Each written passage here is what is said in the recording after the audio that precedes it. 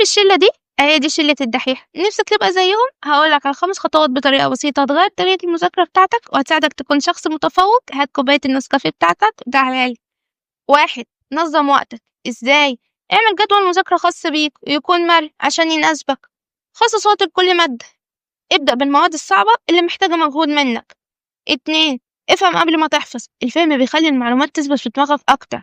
اربط الأفكار والمعلومات الجديدة باللي تعرفها، بيساعدك تبني شبكة كبيرة من المعرفة.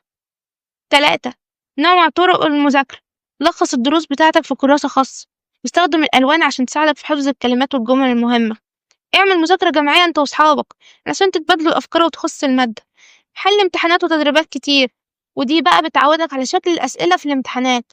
4. حافظ على صحتك. الله، ومالها الصحة بالدراسة؟ اهي دي بقى مهمة أوي.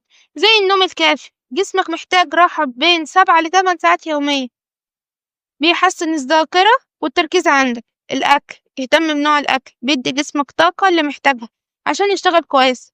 الراحة والترفيه، اعمل وقت للراحة قصير زي ساعة مثلا، تعمل الحاجة اللي انت بتحبها وترجع تاني تكمل. 5. استغل التكنولوجيا صح، ودي أهم حاجة بقى. اتعلم عن طريق الأونلاين، في دلوقتي مواقع وفيديوهات لشرح المنهج بشكل سهل وبسيط وممتع. في تطبيقات للمذاكرة بتساعدك في تنظيم المذاكرة بطرق جديدة. التفوق رحلة محتاجة صبر ومجهود، ولو التزمت بالخطوات دي هتشوف فرق كبير في مستواك. وبس كده، لو عجبك الفيديو متنساش اللايك الجميل بتاعك والشير والسبسكرايب، ولو عندك أي تعليق اكتبه في الكومنتات.